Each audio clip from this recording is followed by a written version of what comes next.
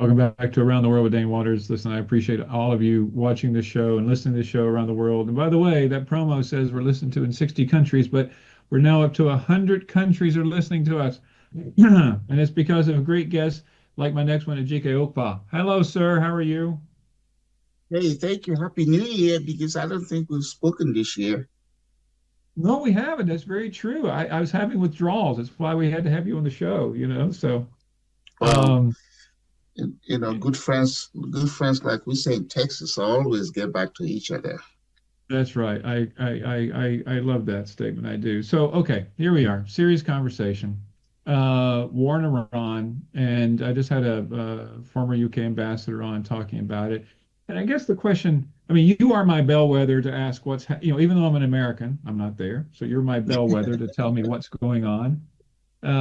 So first of all, what does the American public, in your opinion, think of this conflict and this war in Iran? I wish I talked to any one of us, 300 or something of us, the media have their way of selecting who they want to talk to give them certain opinion. And so if you talk to the Democrats, of course, anything that, by Trump is bad. And then if you talk to Republican, then you get the Texas response. Why not? Let's go do it. So it's always a divided situation. But for me, I mean, I support what the president is doing. Because Iran for many decades have wagged their finger at America. You don't say, oh, death to America and all of this stuff, and killed many Americans, held many Americans in hostage. We remember 1979 when that was on, and Reagan, won and got them released. Iran hasn't let down. I mean, let up. They just keep coming at America, doing what they are doing. So, it's one of those things. Be careful what you ask for, and they ask for it, and they're getting it. Well, okay, but okay, I agree. Listen, as I said to my last guest, and I've made it very clear, I'm not an Iran supporter. There needs to be regime change. It's an evil empire, and I agree. I remember when they would chant "Death to America" in the streets, and they were behind the Marine bombing in Lebanon by Hezbollah and killing U.S. Marines. I think 340 U.S. Marines. I mean, so yes, it's a heinous regime. But politically speaking, so let's talk about, Trump said, he would not have any future wars. So from his base, people that support Donald Trump. Well, let me ask you this question. As an American, do you think the president has clearly articulated the reasons for this war? Of course he has, but again, articulation is sometimes can be subjective. You can make all the plans you want, and then once you hit the road, something else can happen. But I think, the efforts made to Iran to reconsider their position and seek a diplomatic thing wasn't even going to appease them. They still wanted to do what they were setting out to do, because in their mind, their supreme leader is supreme. And unfortunately, the supreme didn't even last few hours. He was taken out in the first attack. So what does that tell them? And then, the countries that are sympathetic to them, Russia and China, what sort of intelligence did they miss? Because they could have gotten, ahead of this, to go to Iran and stay there and say, hey, America, don't bomb them. This is our partner. But they did it. So everybody's reacting. And the president, again, I tell people, say presidents are not angels. They have angles. Sometimes their angles is right, sometimes it's not. But we have to deal with it as a human being. We want a peaceful world, but if a country decides to be a nuisance, then either their neighbors or somebody else is gonna teach them a lesson. I mean, you see what is going on in Nigeria, killing of Christians and killing of Muslims. Why the president of Nigeria is on a birthday party to UK, and you're just before you left the country, and there was an attack in a part of the country, and you still went. So how do you interpret stuff like that? At what point do you pull back and say, hey, Mr. This, I'm not doing this? But in case of Iran, Yeah. they deserve what they're getting. Well, okay, okay. So as an American, once again, what focus on as an American, what is in this war, what do you consider victory? Is it going to be regime change? What if there's not regime change? Do you think he could end this war now and claim victory? What is victory to you that will make you, as an American, satisfied? Is that Iran people call their own leadership to order. I said, who is dying in this whole process? Okay, yeah, you send your missiles, and then you hit some targets and you destroy some things, but who is good bearing the blunt of this, creation? It's the Iranians, and then who's suffering the most damage, the physical damage, is Iranians. So the victory here is that Iran starts to become a responsive and responsible country, and like you've been rewarded with natural resources, which none of us was responsible for the oil or the diamond or the lithium or whatever that is under our feet. None of us is. So when you are fortunate to have that in your country, why are you not using it for the goodness of your own people, as opposed to becoming a nuisance or using the resources or the benefit of that to make everybody around you nervous? I mean, if you live in America and your neighbor is doing something that is making you being a happy resident in your own home, you're going to do something, whether you call the police on them or you undermine them. So, our homes and our neighborhoods should be serve as a template for what we see as presidents of our country. How do you protect your neighborhood? How do you protect your home? So in this case, the victory for me would be that Iran said, you know what, however long we have been doing this, this has come to Jesus moment. We have to we have to pull back and say, hey, okay, we thought we had the capacity to put up a fight, but we're fighting like a wounded lion. The phrase, who call off the dogs, who let the dog out. I Yeah. think you should be playing that song in here. Who let the dog out? So No, I agree. Listen. I think that you're always right about these things from the standpoint of it's as I said, the horrendous regime. It needs to change. It's not a democracy. But so let me ask this: if there's not regime change, if this war ends, if Trump tomorrow or next week says, "Hey, the war is over, we claim victory," but there's still regime change. I mean, there's still the same regime's in place. No, nothing's changed. Is that victory to you? well, of course, it's victory because, just like what happened in Iraq, you know how the members of Saddam Hussein, all of them have been neutralized. Just the same thing in Libya. Nobody, the sons and whatever of Gaddafi, all of them have gone away. Sometimes it's these countries that are not able to take on their own leaders, and then they go and have outside forces come in and do it for them. And so that's what for me is like, take on your own people.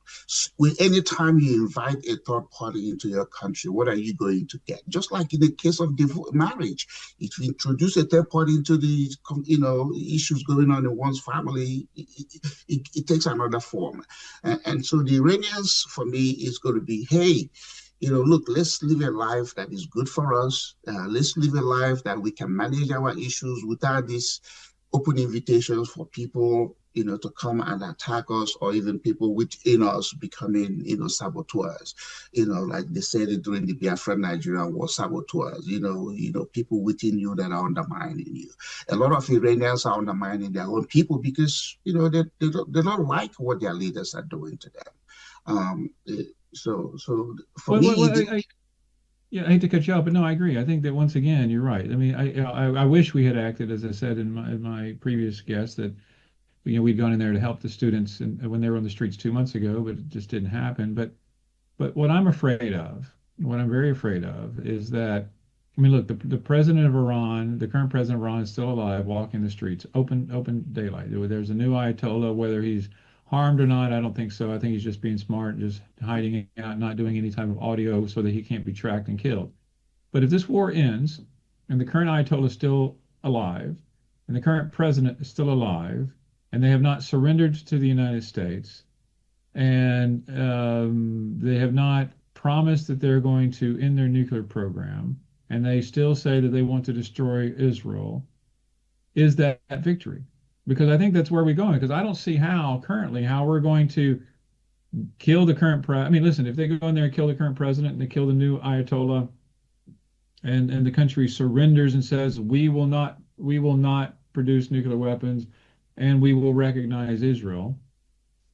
I don't see that happening. But so I'm just trying to figure out what victory is here. I'm struggling with it personally. Well, I mean, that would be the ultimate gift to humanity. That would be the ultimate gift to the region. But if the current leader is really bold enough, why are you in hiding but exposing your people? I mean, it is a leadership. You be in front of the issues, so why don't you do it? If you really believe in the things that is making people attack you or making you want to attack other people, then raise your hand and say, I'm here, come take me out. His father was taken out, like I said, in a matter of hours. Even Saddam Hussein had a longer time. Gaddafi had a longer time. But this so-called supreme leader, we found out is not so much supreme because he died like a dog. In the heat, and so if all the people in his family got killed, why don't you? If you're a human being, you should look at it and say, guys, I'm taking a break. I'm out of this. This doesn't make sense. Because at the end of the day, when people die, it's not water that comes out of their blood. It's water. It's blood. And you can physically destroy a place, but how about the lingering effect of having lost your father, your mom, your siblings? All that thing goes on for decades. So it is, it's only people who are not human that just want to put up a fight for the sake of fight. At the end of the day, Shane, all this oil is still going to be in the ground, and every one of us will do what? Vanish and get buried in the ground that is going to chew our body into something. So I don't get too emotional about intransigent leaders. I don't, because I live in Dallas. I don't come out. It's 3 o'clock now. I'm not concerned somebody's going to send a missile to hit my home. My neighborhood is still relatively peaceful. I can go to the grocery store, get what I want. My mortgage is going on. My water is running. My light is on. Are people in Iran getting that? Are they really No, they're getting not. that? No, listen, I agree with you. I think the Iranian people need new leadership. But historically, sadly, there's never been a history of regime change without boots on the ground. I mean, but let's go back to America. Let me ask this question. Talking about you going to the grocery store. What about inflation? Are you worried about, I mean, is this war impacting most people days to day life? That's number one. Number two, do you think it's going to have an impact on the midterm elections? Midterm is still what, 8 months away, and 8 months in the life of a political campaign is an eternity. Things can swing in one day or 1 week. So I'm not concerned about that. There are Americans are very sensible. They know that the president is doing what any other president. I mean, remember Biden people, Obama people, just most past president wanted Iran out, but they didn't do it, or they were afraid of doing it. When Biden came in, our gas prices went up. And we still survived. America is a resilient country. We're gonna get hit in our pockets because certain policies is gonna make prices go up. But we don't see a lot of us wanting to migrate to Canada or Mexico because the policy in America is becoming unbearable. No matter how bad it is, many people are at the borders of America wanting to get in.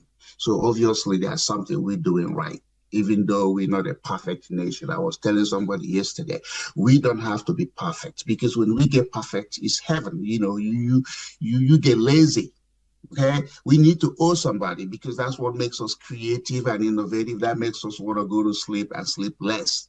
I mean, it's 3 o'clock in the morning in Dallas for me, but I'm already up. Well, I know you're always up for me, and I really appreciate that. I really do. But listen, America is a great country, and I agree. I mean, once again, there's no doubt that even with the president, whether you like him or not, America is a great country. Even if we have certain bits of inflation, it's still a great country. We still have, even though some people argue that some democracies and freedoms are under attack, whether it's true or not. I mean, America still is the best country in the world. There's no doubt about all that. I agree with it. I'm just trying to figure out, from a foreign policy standpoint, where do we go from here? I wish, I wish. Let me ask you this question: do you think, practically speaking, going after the supreme leader and going after Iran, and you support that. Why does it bother you that he's not doing more to take on Russia and hold Russia accountable for the Ukrainian war? I mean, America is being stretched. My son is a Marine officer, and my son is in uniform. And it's personal to me. I'm like, where is he? Is he exposed and all of that stuff? I just wish that other countries would get their ass together so that we don't have to be all over the place trying to be a policeman. We have our own socio-economic issues here, but if America is not doing it, who else is going to do it? Is it China? Is it Russia? Is it Brazil? I mean, you've heard about the BRICS. Where are the BRICS? Where is Brazil in this? Where is India in this? All those stuff. So we thank God for America, because without America, can you imagine where the world would have been without America? At least, we're not able to defeat everybody we've engaged, but I think the fear that we're going to show up, make some people want to back off. Look at Venezuela. Who talks about Venezuela anymore? Maduro is somewhere, calling it in some bar, some prison yard. We don't know where that is. And so that part of the world is quiet. Who is to say another one is not thinking, oh my God, I can do it? It's one of these, remember the games we go to some American stores, if you hit something, another thing pops up. That's what the world has become. I just hit, we don't have to hit you so that nobody else pops up. Can you just look towards your own country? It's a global village, but we still have individual countries, and individual countries have leadership that owe them to themselves to make sure your people are the best. You don't have to, if you like what your neighbor is doing, you can say, hey, can I come and copy and paste? But many people don't have the will to paste, Shane. You know it. You can copy, yeah, but you have the will to paste. And so, American people have always, during even the time of independence, not everybody wanted America to pull away from Britain. We went to civil war. We killed each other. We've been in so many wars. But guess where we are now? I was telling somebody the other day too. I said, when you fight America, you're not just fighting, you're fighting people from all over the world who are America. If Nigeria and America were to go to war, do you think my son would be shooting against America? He'll be shooting against Nigeria, even though he has a family relationship there. So this is, yeah, what you get when you fight America. If Russia comes into my country, how many of them are going to be Nigerians or people with Nigerian ancestry? If China comes in, how many? So when you fight America, you get whole fingers on you. Because I think, listen, that's an amazing point. And you're right. I mean, America is a melting pot, and it's because when you fight America, you fight people from all over the world who are defending the reasons that they came to America. There's absolutely no doubt about that, and I agree, and I also agree that I'm agreeing with you a lot today. But I also agree that no, the heavy-handedness of America is definitely causing pause to other countries, but we'll have to see. It's just, listen, it's a lot of uncertainty. I do wish the president would articulate these things more to the American public, but if wishes were fishes, we'd all have a fry, as my mother would say. But we'll have to see. Listen, Ejike, it's great seeing you. Sadly, we're out of time as always, and I always appreciate you getting up there at 3 o'clock. Kind of you as always. So I'll talk to you soon. Well, thank you for having me. Thank you. Anyway, thanks for being with Dane Waters, Around the World with Dane Waters. It's always a great pleasure. The world is a great place, just complicated, and we'll talk to you again next week. Thanks a lot.